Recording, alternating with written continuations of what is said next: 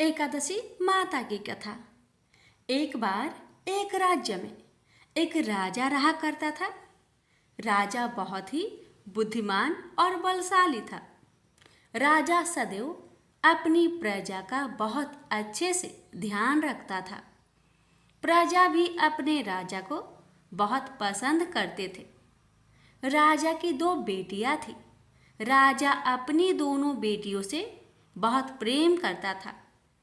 राजा की छोटी बेटी देखने में बहुत सुंदर और आकर्षण थी और राजा की बड़ी छोटी बेटी के मुकाबले थोड़ा कम सुंदर थी। राजा की छोटी बेटी 11 माता की पूजा किया करती थी और सभी लोग राजा की छोटी बेटी से बहुत प्रेम करते थे और बहुत प्रशंसा किया करते थे। राजा भी अपनी छोटी बेटी को बड़ी बेटी से अधिक प्रेम करता था, जिस कारण राजा की बड़ी बेटी को अपनी छोटी बहन से बहुत नफरत होने लगी थी। राजा की दोनों बेटियां जब बड़ी हो गई, तब एक पड़ोस राज्य में रहने वाला राजकुमार राजा की बड़ी बेटी के लिए रिश्ता लेकर आया। लेकिन जैसे ही उस राजकुमार की नज़र राजा की छोटी बेटी पर पड़ी, तो वह राजकुमार राजा की छोटी बेटी पर आकर्षक हो गया और उससे पहली नज़र में ही प्रेम कर बैठा। उस राजकुमार ने राजा की बड़ी बेटी के साथ विवाह करने से मना कर दिया और उसने राजा से कहा कि मैं आपकी छोटी बेटी से विवाह करना चाहता हूँ। जिसके बाद राजा की बड़ी बेटी यह देखकर अपनी छोटी बहन से बहुत क्रोधित हो गई और राजा की बड़ी बेटी ने अपनी छोटी बहन को अपना सबसे बड़ा दुश्मन मान लिया। राजा की बड़ी बेटी ने अपनी छोटी बहन से बदला लेने का निर्णय लिया, जिसके लिए उसने अपनी छोटी बहन को जान से मारने का प्लान बनाया। राजा की बड़ी बेटी ने अपनी छोटी बहन को मारने के लिए सबसे पहले एक लड्डू में जहर मिलाकर अपनी छोटी बहन को दे दिया और उसको लड्डू खाने के लिए कहा। लेकिन लड्डू खाने के बाद भी छोटी बहन को कुछ नहीं हुआ। बड़ी बहन यह देखकर बहुत आश्चर्यचकित हो गई, लेकिन बड़ी बहन ने हार नहीं मानी और उसने जब रात में छोटी बहन अपने कमरे में सो रही थी, तब एक मटके में सांप रखकर उस कमरे में छोड़ दिया।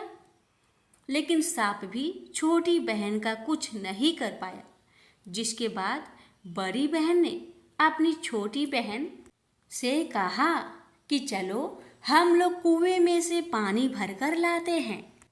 जिसके लिए वह अपनी छोटी बहन को पानी भरने के बहाने कुएं के पास ले गई और उसने अपनी छोटी बहन को कुएं में धक्का दे दिया।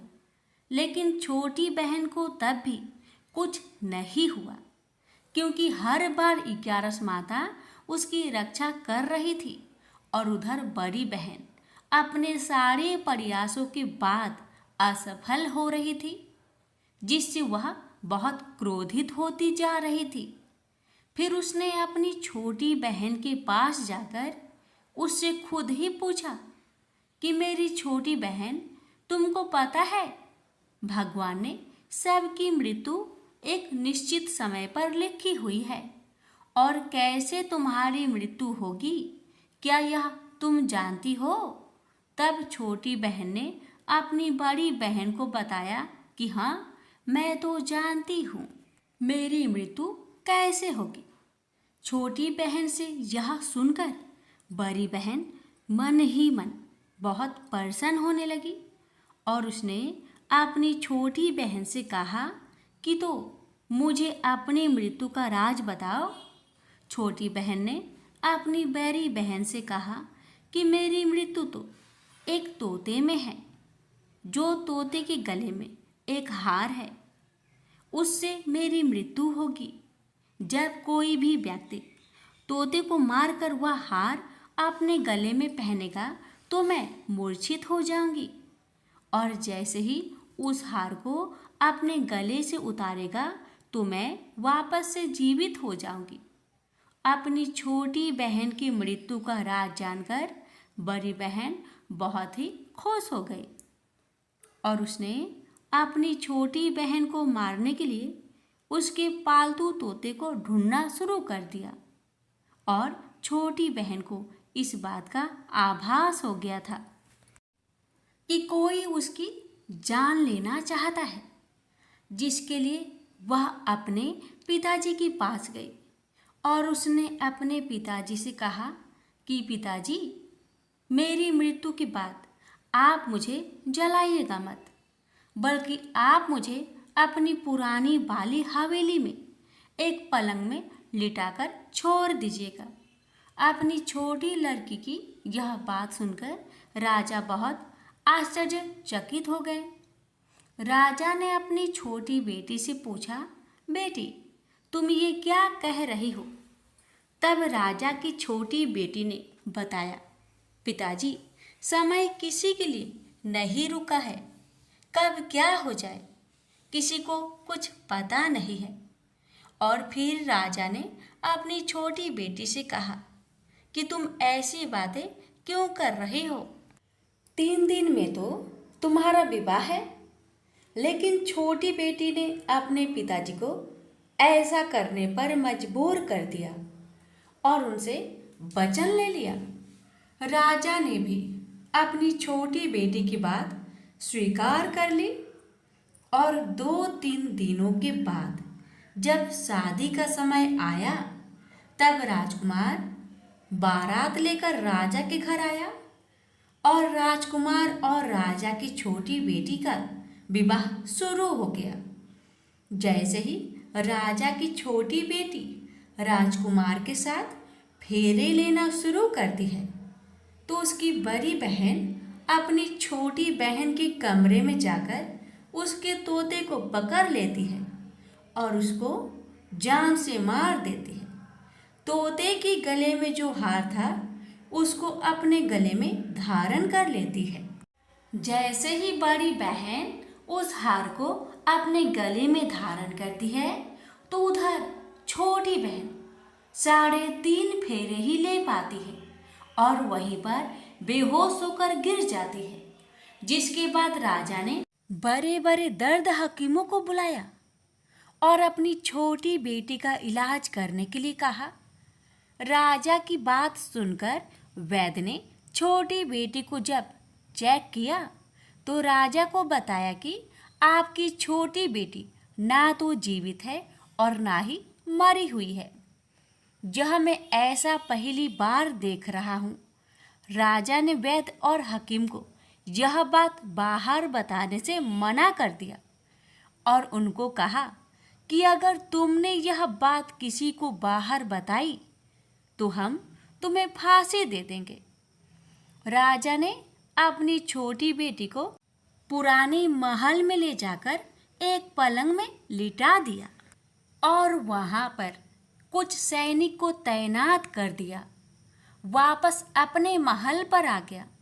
राजा की बड़ी बेटी अपने पिताजी के पास आई और कहने लगी कि पिताजी, अगर यह शादी संपन्न नहीं हुई तो आपकी इज्जत का क्या होगा? आप कहे तो आपकी इज्जत बचाने के लिए राजकुमार से शादी करने के लिए तैयार हूँ।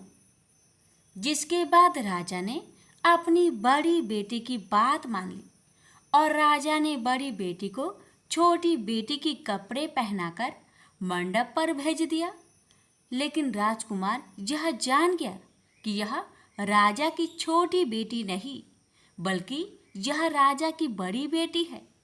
लेकिन जब राजकुमार ने शादी करने से मना किया तो सभी लोगों ने राजकुमार को विवश करके राजा की बड़ी बेटी से बचे हुए फेरे को संपन्न करा दिया और विवाह करवा दिया।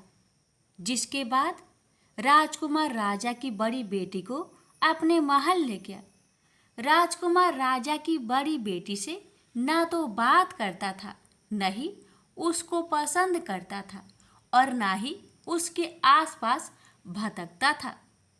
और राजकुमार ने यह फैसला लिया था कि वह अपनी प्रेमिका को ढूंढ कर रहेगा और यह जानकर रहेगा कि उसके साथ हुआ क्या है। एक दिन राजकुमार अपने घोड़े पर सवार होकर राजा के पुराने महल के पास पहुंच गया, जहां पर उसने कुछ सैनिकों को देखा। महल के पास पहुंचकर राजकुमार ने जब महल को ध्यान से देखा तो वह समझ गया कि यह तो हमारे ससुर जी का महल है। तब राजकुमार ने सैनिकों से पूछा, तुम लोग यहाँ क्या कर रहे हो और इस महल के अंदर उस पलंग में कौन लेटा है? जिसके बाद सैनिकों ने बताया कि जहाँ पर राजा की छोटी बेटी लेटी है। यह सुनकर राजकुमार बहुत प्रसन्न हो गया और वह तुरंत अपनी प्रेमिका के पास पहुंच गया और उसकी सेवा करने लगा।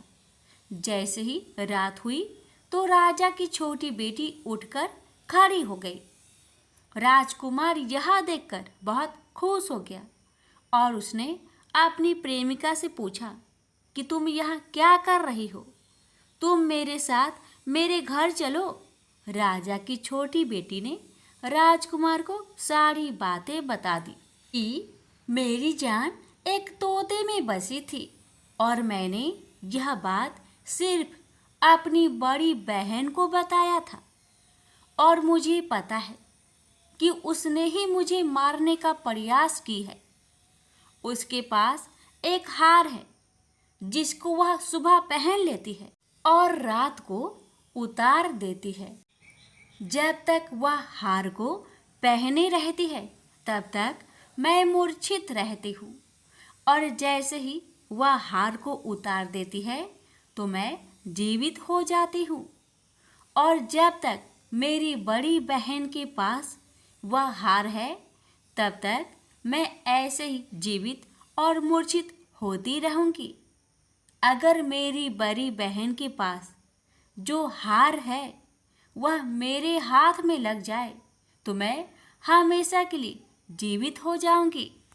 राजकुमार यह बात सुनकर राजा की छोटी बेटी के पास रहने का निर्णय ले लिया और अपने बचे हुए सारे फेरे उस पलंग में लेटी राजकुमार की छोटी बेटी के साथ ले लिया और अपना विवाह पूर्ण कर लिया और वहीं पर ही रहने लगा।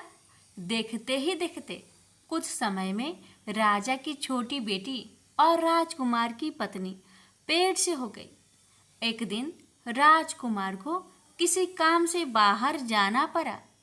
तब छोटी बहन के पेट में बहुत तेज दर्द होने लगा, जिसके बाद उसने 11 माता का आह्वान किया।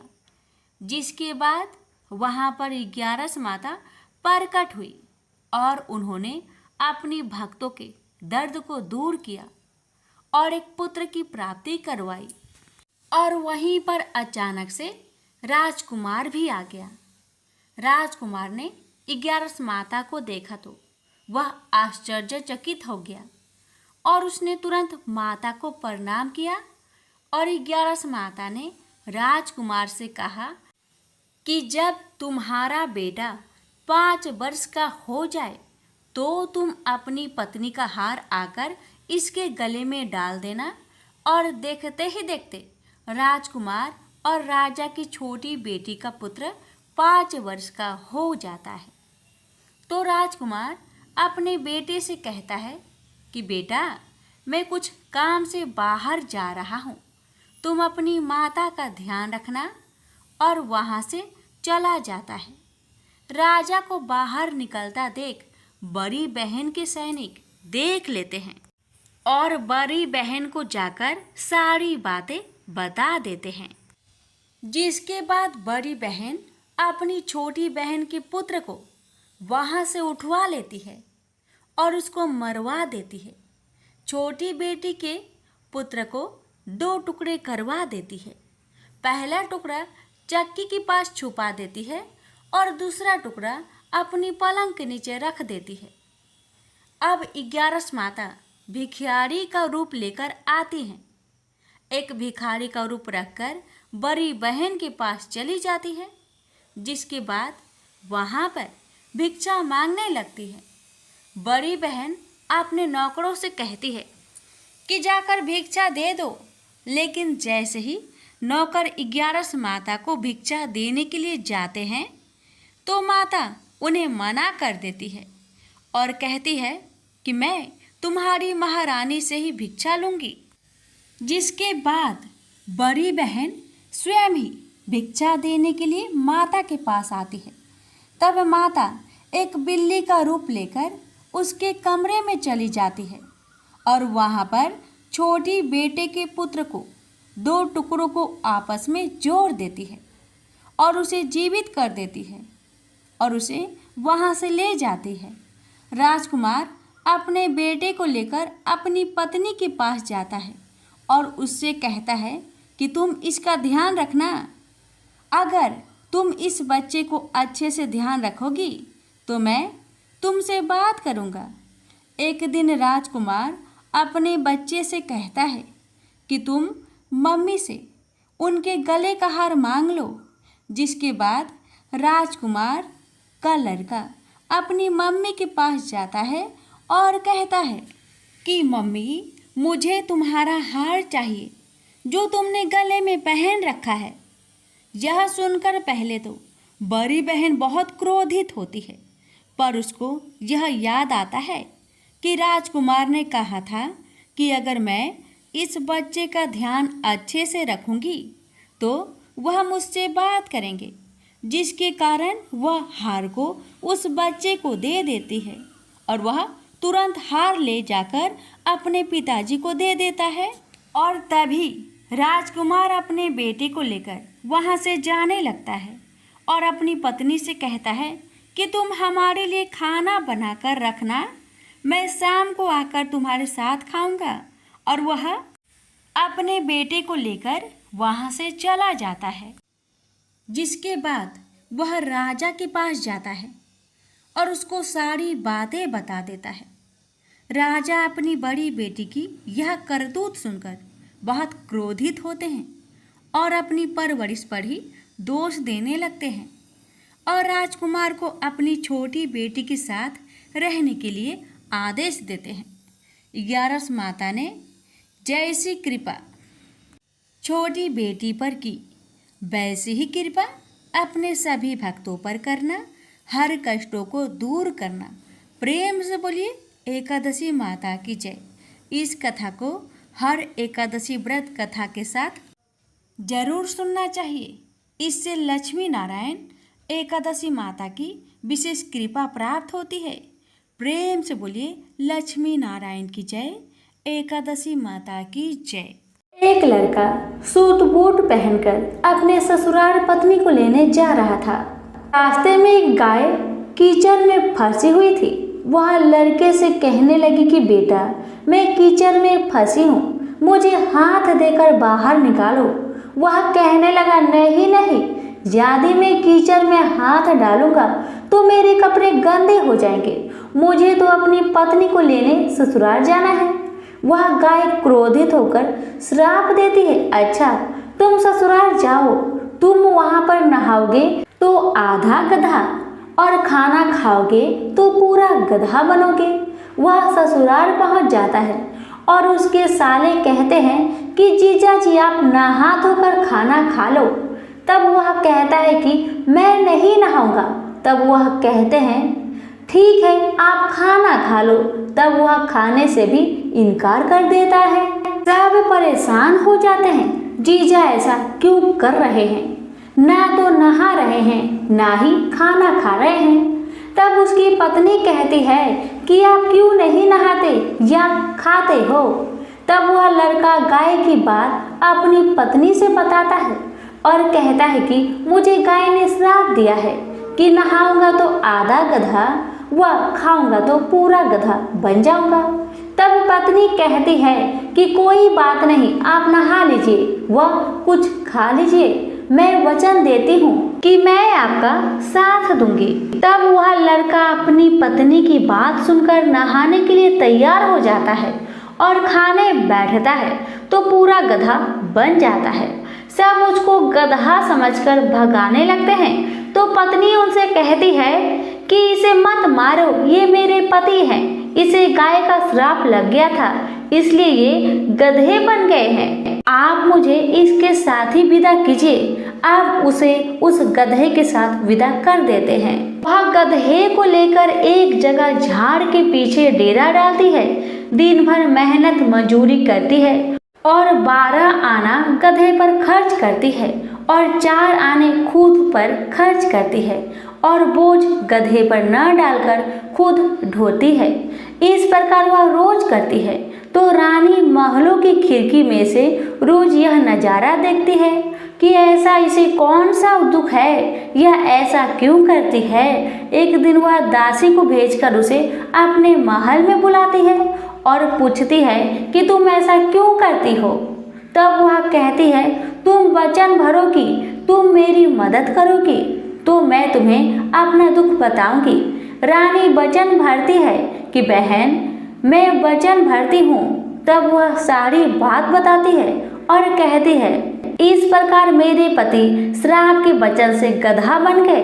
तब रानी पूछती है कि इसका उपाय क्या है। तब वह बताती है, यदि किसी ने 24 एकादशी करी होगी, वह संकल्प करके इसे 24 एकादशी दे दो, मेरे पति पहले की तरह ठीक हो जाएंगे। तब राज्य में ऐलान किया जाता है कि 24 एकादशी जिसने भी की हो वह राज दरबार में आए। अब एक बुढ़िया को लाया जाता है। जैसे बुढ़िया संकल्प करके एकादशी देती हुई नहाती है, उसके नहाने का पानी उस गधे पर गिरता है। वैसे वैसे वह गाय लड़के के रूप में आ जाता है। बुढ़िया लालच करके एक एकादशी व्रत रख लेती है तो उसका एक कान गधे का रह जाता है। सब कहते हैं ये क्या हुआ।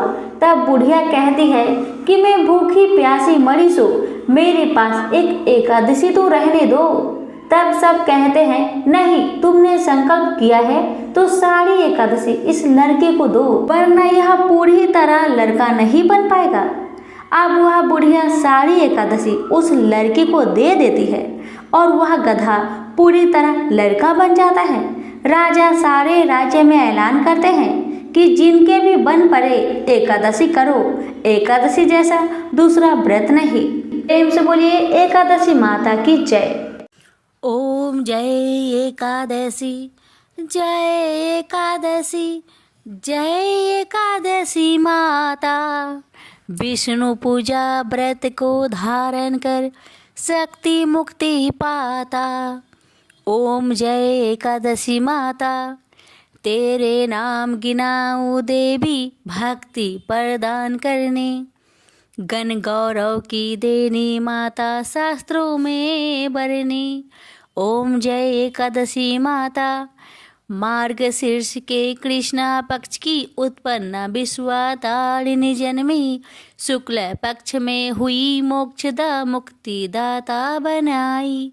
ओम जय एकादशी माता, पौष के कृष्णा पक्ष की सफला नामक है, शुक्ल पक्ष में होए पुत्र दा आनंद अधिक रहे। ओम जय एकादशी माता, नाम सटटिला माघ मास में कृष्ण पक्ष आवे, शुक्ल पक्ष में जया कहावे, विजय सदा पावे। ओम जय एकादशी माता, विजया फाल्गुन कृष्ण पक्ष में शुक्ल आमल की, पाप मोचनी कृष्ण पक्ष में चैत्र महाबली की। ओम जय एकादशी माता, चैत्र शुक्ल में नाम कामदा धन देने वाली, नाम बरुथनी कृष्ण पक्ष में वैशाख महावाली। ओम जय एकादशी माता, शुक्ल पक्ष में होई मोहिनी, अपरा ज्येष्ठ कृष्ण पक्षी, नाम निर्जला सब सुख करने कृष्ण पक्ष रखी। ओम जय एकादशी माता, योगिनी नाम आषाढ़ में जानो कृष्ण पक्ष करनी, देव सैनी नाम कहायो शुक्ल पक्ष धरनी। ओम जय एकादशी माता, कामिका श्रावण मास में आवे कृष्ण पक्ष कहिए, श्रावण शुक्ल होए पवित्र आनंद से रहिए, सावन शुक्ल होए पवित्र आनंद से रहिए। ओम जय एकादशी माता। जा भाद्रपदे कृष्ण पक्ष की परिवर्तनी शुक्ला, इंद्र आश्विन कृष्ण पक्ष में व्रत से भाव सागर निकला। ओम जय एकादशी माता। पापंकुशा है शुक्ला पक्ष में आप हरण हारी, रमा मास कार्तिक में आवे सुखदायके भारी। ओम जय एकादशी माता। देवोत्थानी शुक्ला पक्ष की दुख ना सके मैया, देवोत्थानी शुक्ल पक्ष की दुख ना सके मैया। पावन मास में करूँ विनती पार करो नैया, पावन मास में करूँ विनती पार करो नैया। ओम जय एकादशी माता। परमा कृष्ण पक्ष में होती जन मंगल करनी, परमा कृष्ण पक्ष में होती जन मंगल करनी। शुक्ल मास में होए पद्मिनी दुख दरिद्र हरनी, शुक्ल मास में होए पद्मिनी दुख दरिद्र हरनी। ओम जय एकादशी माता। जो कोई आरती एकादशी की भक्ति सहित गावे, जो कोई आरती एकादशी की भक्ति सहित गावे, जन गुरुदिता स्वर्ग कबासा निश्चय वह पावे, जन गुरुदिता स्वर्ग कबासा निश्चय वह पावे। ओम जय एकादशी माता। जय एकादशी माता। प्रेम से बोलिए एकादशी माता की जय।